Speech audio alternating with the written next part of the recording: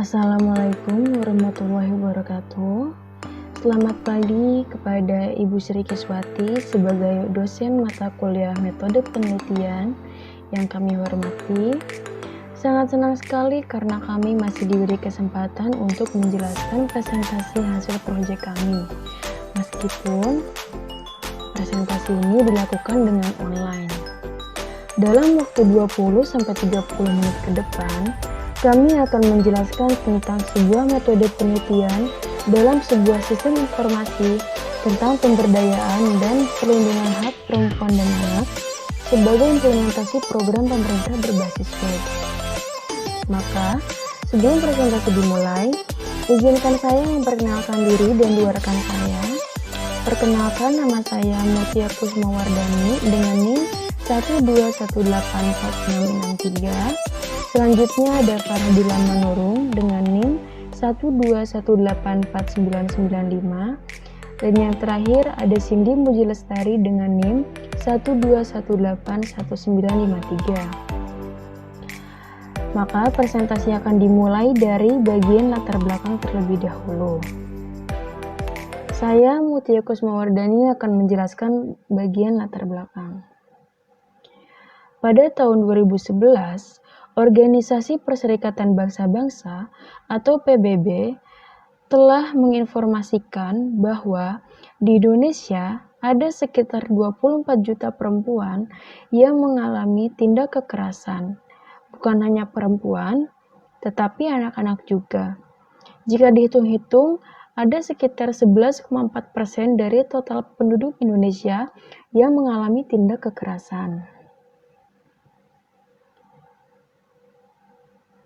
Maka dari itu, kami sebagai mahasiswi dari Prodi Sistem Informasi memiliki keinginan untuk membuatkan sebuah web tentang pemberdayaan dan perlindungan hak khususnya kepada perempuan dan anak, yang dimana ide ini muncul dari tema Sustainable Development Goals atau SDG yang terletak pada nomor 16, yaitu tentang peace, justice, and strong institution, yang dimana artinya tentang kedamaian, keadilan sosial, dan kelembagaan yang kuat. Web yang kami buat akan berfokus kepada permasalahan-permasalahan perempuan dan anak dengan tujuan untuk memudahkan mereka melakukan pengaduan melalui via chat dari web langsung, yang dimana pengaduan itu otomatis akan langsung ditangani pada saat itu juga, dari masalah pengaduan kasus, lalu pendampingan kasus, sampai tahap rehabilitasi. Selanjutnya saya akan menjelaskan tentang tujuan dari proyek kami. Yang pertama, sebagai nilai tugas dan nilai ujian akhir semester atau UAS terhadap mata kuliah metode penelitian atau metopen. Yang kedua, mengukur sejauh mana kemampuan masing-masing individu. Yang ketiga, mengetahui kelebihan serta kelemahan dari penanganan kasus-kasus kekerasan yang sebelumnya, yang dimana kelemahan ini kita ambil dari sistem berjalannya. Selanjutnya, membantu para perempuan dan anak untuk memudahkan dan memberanikan diri untuk melapor jika terjadi kekerasan. Selanjutnya, ada manfaat dari proyek kami, yaitu mempermudah klien atau korban untuk melakukan pengaduan dan diberikannya penanganan kasus yang telah dilaporkan hanya dengan menggunakan web. Selanjutnya, saya akan menjelaskan tentang metode penelitian yang kami lakukan. Untuk memperoleh data dan informasi dari sistem berjalan, kami menggunakan jenis metode penelitian observasi, atau juga metode dengan teknik kualitatif, yang dimana artinya metode penelitian observasi itu sendiri menggunakan teknik observasi. Karena mengingat tahun ini sedang ada pandemi atau adanya wabah COVID-19, maka dari itu kita tidak bisa langsung mewawancarai ke kantornya, sehingga kita mengambil data hanya melalui online. Selanjutnya adalah Unified Modeling Language atau UML. Menurut Joomla, tahun 2007 mengatakan bahwa Unified Modeling Language atau UML merupakan standar modeling language yang terdiri dari kumpulan-kumpulan diagram yang dikembangkan untuk membantu para pengembang sistem dan software agar bisa menyelesaikan tugas-tugas seperti spesifikasi, visualisasi, desain arsitektur, konstruksi, simulasi, dan testing, serta dokumentasi. Berikutnya adalah Entity Relationship Diagram atau ERD. Di sini ERD-nya memiliki 5 entitas, yaitu klien, admin, data pelayanan, pengaduan, dan kasus. Sedangkan bulat-bulatan yang warna ungu itu dinamakan atribut. Dan klien itu atributnya ada ID klien, nama klien, TTL, umur, alamat, nomor telepon, dan email. Sedangkan admin ada ID admin, nama admin, dan kata sandi. Sedangkan data pelayanan ada ID pelayanan dan nama pelayanan. Dengan nama pelayanan sendiri terbagi menjadi kesehatan, konseling, psikologi, dan pendampingan hukum.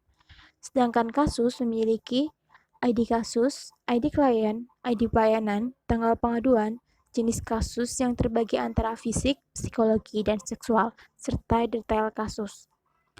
Selanjutnya adalah atribut pengaduan. Ada ID pengaduan, ID klien, tanggal pengaduan, nama klien, dan jenis kasus. Sedangkan yang berbentuk belah ketupat merupakan relationship-nya, yaitu klien melaporkan kepada admin, dan klien juga menginput pengaduan. Sedangkan admin mengelola data pelayanan. Data pelayanan memiliki kasus. Pengaduan pun dimiliki kasus. Jadi seperti itu. Sedangkan multiplicity-nya yaitu satu atau lebih klien dapat ditangani oleh satu admin. Satu admin hanya dapat menginput satu pengaduan. Satu pengaduan hanya memiliki satu kasus. Sedangkan satu admin dapat mengelola satu atau lebih data pelayanan. Dan satu data pelayanan hanya memiliki satu kasus. Selanjutnya adalah use case diagram. Di sini use case diagramnya memiliki 3 aktor, yaitu klien, admin, dan kepolisian atau yang bisa kita sebut dengan pihak yang berwajib. Di sini semua aktor dapat melakukan login dan juga logout. Yang pertama yaitu klien. Use case klien yaitu melihat data dan informasi, melakukan pengaduan melalui form. Sedangkan dalam melakukan pengaduan melalui form, di sini ada include-nya, yaitu memasukkan tanggal pengaduan, mengisi identitas, menguraikan detail kasus, dan menerima bukti pengaduan. Setelah itu yang use case terakhirnya klien, yaitu menerima pelayanan. Sedangkan admin, yaitu menerima form pengaduan, memberikan pelayanan yang dibutuhkan, dan melaporkan ke pihak yang berwajib. Di sini melaporkan ke pihak yang berwajib merupakan include dari menerima laporan kasus. Di sini kepolisian memiliki use case menerima laporan kasus dan memproses kasus sesuai prosedur. Dan juga diingatkan kembali, semua aktor dapat melakukan login dan logout.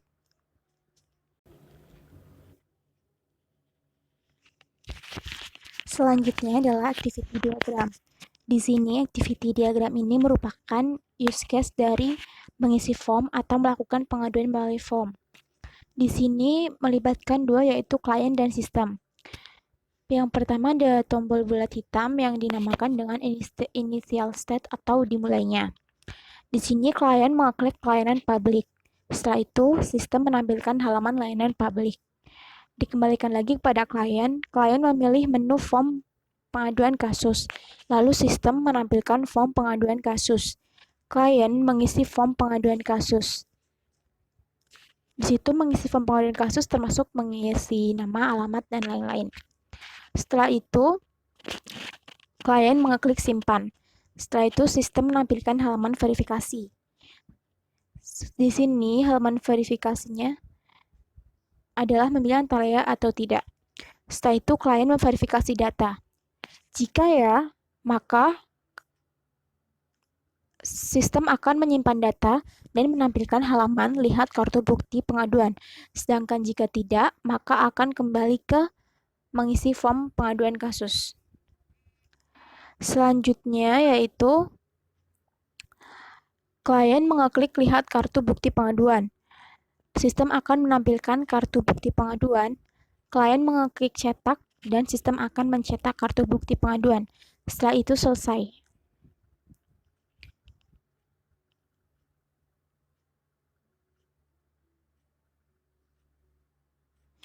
Selanjutnya adalah kelas diagram.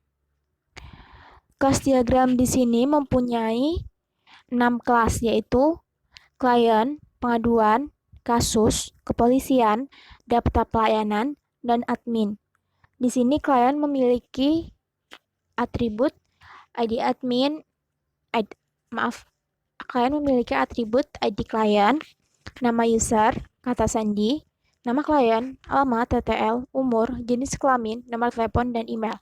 Sedangkan operasinya yaitu ubah, tambah, hapus, cetak, simpan. Pengaduan memiliki atribut ID pengaduan, ID klien, nama pengaduan, jenis kasus, dan tanggal pengaduan. Sedangkan operasinya yaitu cetak, simpan, ubah, hapus, tambah. Setelah itu kasus memiliki atribut ID kasus, ID klien, ID pengaduan, ID pelayanan, tanggal pengaduan, jenis kasus, dan detail kasus. Sedangkan operasinya yaitu tambah, ubah, hapus, cetak. Setelah itu, kepolisian memiliki atribut ID petugas dan nama petugas. Sedangkan operasinya yaitu lihat data kasus dan lihat data klien. Setelah itu, data pelayanan memiliki atribut ID pelayanan dan nama pelayanan. Setelah itu, operasinya yaitu tambah, hapus, simpan. Sedangkan admin memiliki ID admin dan kata sandi atributnya. Sedangkan operasinya ada ubah, hapus, keluar data klien, keluar data pengaduan, dan keluar data pelayanan, keluar data kasus, dan simpan. Setelah itu di sini ada multiplicity-nya. Jadi, satu klien dapat melakukan satu pengaduan. Sedangkan satu klien dapat menginput satu kasus. Setelah itu, satu kasus hanya dimiliki satu pengaduan. Satu atau lebih kasus dapat dilaporkan, dapat ditangani oleh satu kepolisian. Setelah itu, satu kasus memiliki satu data pelayanan, dan satu atau lebih kasus dapat ditangani oleh satu admin. Dan sedangkan di sini, satu atau lebih kasus pengaduan dapat ditangani oleh satu admin. Sedangkan satu kepolisian memiliki satu admin. Dan satu atau lebih data pelayanan dapat ditangani oleh satu admin. Setelah itu, selanjutnya adalah sequence diagram. Di sini, sequence diagramnya melibatkan aktor yang bernama klien. Jadi di sini ada boundary kelasnya, ada halaman layanan publik, ada form pengaduan kasus, ada halaman verifikasi data, ada halaman bukti pengaduan. Setelah itu entity-nya ada pengaduan dan controller kelasnya ada pengaduan. Di sini message yang pertama yaitu klien membuka layanan publik yang dikirimkan ke halaman layanan publik. Setelah itu, yang kedua yaitu memanggil menu layanan publik ke kontrol pengaduan. Setelah itu, kontrol pengaduan akan mengembalikan atau menampilkan menu layanan publik. Setelah itu, klien mengeklik form pengaduan kasus. Setelah itu, 4 yaitu memanggil form pengaduan kasus dari halaman publik yang diatur oleh kontrol pengaduan. Setelah itu akan dikembalikan menampilkan form pengaduan kasus. Setelah itu yang keempat, mengisi form pengaduan kasus dan klik simpan. Setelah itu yang kelima yaitu memanggil halaman verifikasi.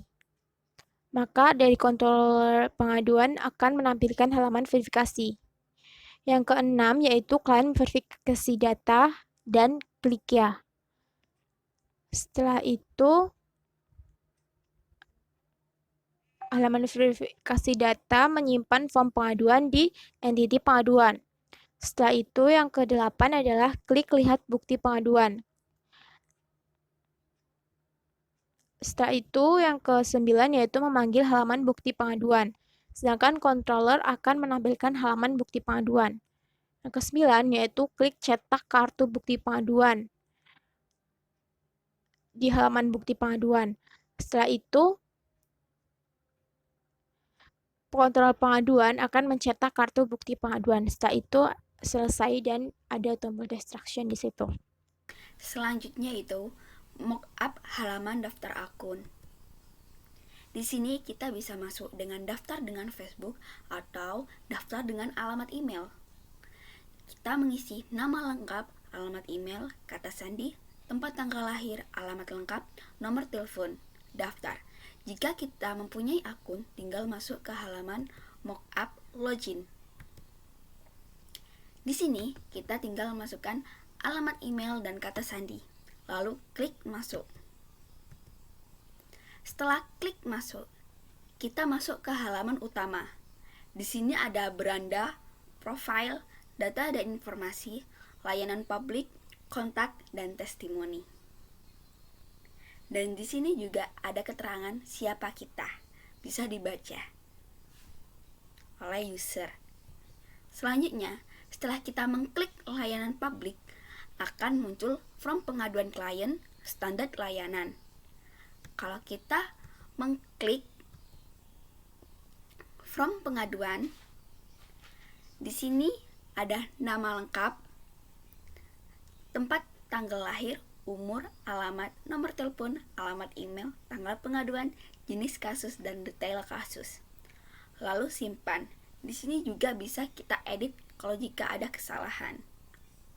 Setelah kita klik simpan, halaman akan menuju ke verifikasi data.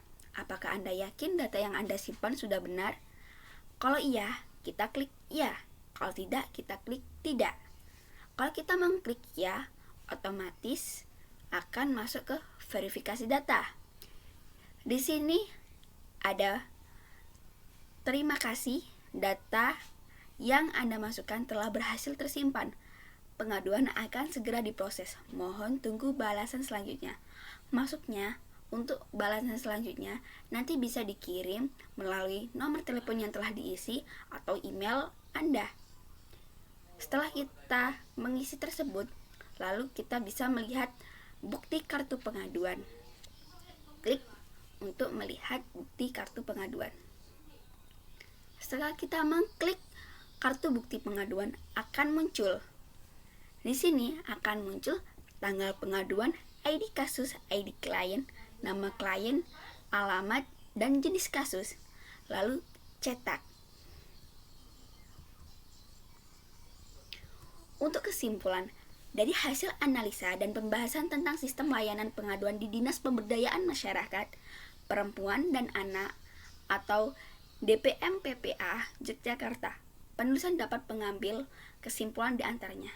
1. Setelah melakukan analisa kepada sistem yang sedang berjalan, tampilan web terlalu rumit dan tidak spesifik sehingga menyulitkan seseorang untuk melakukan sebuah pengaduan. Dan selanjutnya yang kedua, dengan adanya sistem usulan yang diajukan, korban atau klien akan lebih mudah melakukan pengaduan langsung dari via web. Untuk saran, agar sistem informasi yang diajukan berjalan optimal dengan proses melakukan pengaduan melalui via web dan sesuai dengan apa yang diharapkan, penulis dapat memberikan saran yang bisa diterapkan di antaranya yaitu: yang pertama, mencegah kehilangan data, diperlukan adanya backup. Yang kedua, petugas harus menjaga keamanan pada program tersebut dengan cara merahasiakan kata sandi agar tidak ada pencurian data. Dan sekian